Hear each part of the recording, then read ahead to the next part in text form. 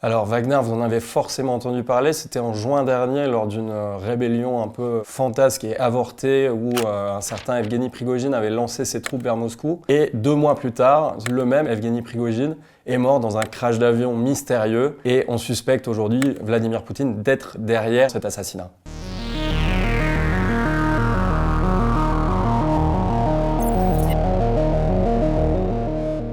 Bonjour, je suis Mathieu Olivier. Bonjour, je suis Benjamin Roger, on est journaliste à Jeune Afrique et on publie la BD Wagner, l'histoire secrète des mercenaires de Poutine.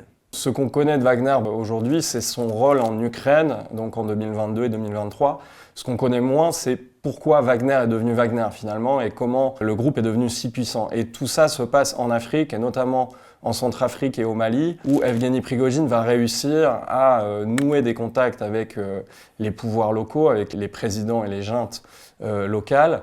Et finalement, ça va être la base du pouvoir d'Evgeny Prigojine et un petit peu la base du pouvoir de Vladimir Poutine sur la scène internationale, puisque Vladimir Poutine en fait va se servir de Wagner pour ouvrir une sorte de second front en Afrique. Et donc c'est ce qu'on raconte dans cette BD. Moi, je travaille sur la Centrafrique, donc c'est vrai qu'on a côtoyé finalement Wagner assez vite. Vers 2017-2018, on les a vus arriver, on ne savait pas trop qui c'était au départ, c'était des Russes. Souvent, on nous disait que c'était d'ailleurs des Blancs qui ne parlaient pas français, c'était comme ça qu'on les décrivait. Et on les a vus prendre de l'importance, nouer des contacts avec le président centrafricain, Faustin Archange-Touadéra, s'occuper peu à peu de sa sécurité. Et puis, on a vu une entreprise arriver, puis 2 entreprises qui allaient travailler dans les mines, dans le bois. Et donc, en fait, on a vu tout ça se construire au fur et à mesure des mois. Et donc, on a commencé à les suivre. Et c'est ensuite qu'ils vont s'implanter dans un autre pays qui est autrement plus important pour la France, qui est le Mali. Alors le modèle de Wagner, c'est un petit peu toujours le même, c'est-à-dire que d'abord, c'est un contrat de sécurité avec le président centrafricain, par exemple. Donc ils assurent la sécurité, et finalement c'est une assurance vie qu'ils donnent au pouvoir en place. Mais il y a une contrepartie, et la contrepartie, c'est qu'on les laisse libres d'avoir des activités économiques. Et donc là, ils vont mettre en place des entreprises. Donc en Centrafrique, on a vu arriver très vite une société qui s'appelle Lobai Invest, qui a travaillé dans les mines, qui a travaillé dans le bois. Il y a une autre société qui aujourd'hui s'appelle Wood International, qui gère l'exportation du bois. Il va y avoir une autre société qui exporte aujourd'hui du café. Enfin, ça devient très tentaculaire et en fait, eux, ils se servent un petit peu sur la bête. Donc c'est un salaire, surtout en Centrafrique, là où l'État n'a pas de budget conséquent et en fait ne peut quasiment pas les payer directement. Ils vont se payer directement en or et cet or va être envoyé directement à Moscou. On parle de dizaines, de centaines de millions de dollars qui ont pu être récupérés en Afrique sur les activités minières. Au Mali, les mercenaires de Wagner arrivent en décembre 2021 à l'aéroport de Bamako et dès le mois de janvier 2022, nous sont rapportées les premières exactions contre des civils et en particulier contre des membres de la communauté Peul qui sont bien souvent assimilés à tort au groupe djihadiste.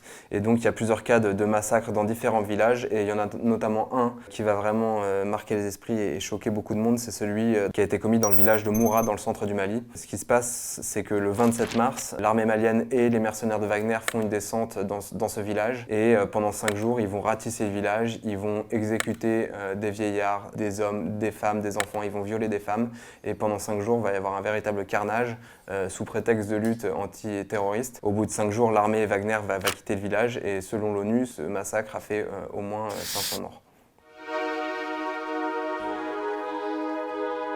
L'histoire de la réussite de Wagner en Afrique, c'est aussi la manière très habile qu'ont eu Vladimir Poutine et Evgeny Prigojine de surfer sur une espèce de ras-le-bol à l'égard de la France. Pour les régimes africains et les présidents africains et les juntes au pouvoir qui font appel aux Russes, il y a toute cette volonté justement de s'affranchir de la tutelle française et d'avoir les mains un peu plus libres. Avec les Russes, c'est vraiment du business de la sécurité et ils vont pas aller poser de questions sur le respect des droits de l'homme, le respect de la démocratie, faites des élections, faites comme ci, faites comme ça. Et puis c'est aussi tout bénéfique d'un point de vue politique, c'est-à-dire d'un point de vue de l'adhésion et du soutien de la population. On voit par exemple que ça marche très bien au Mali.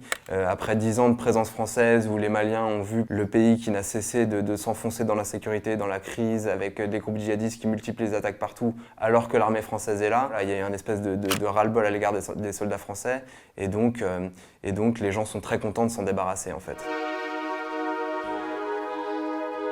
Il y a eu des alertes qui ont été émises par les diplomates français sur place pour dire attention, il y a des Russes qui arrivent, voilà, ils ont un discours très hostile à la France, on devrait faire attention à ça. Ça a été ignoré à Paris, ça a été ignoré à l'Élysée, au Quai d'Orsay. Certains diplomates pensaient que le scénario centrafricain serait difficile à répliquer au Mali.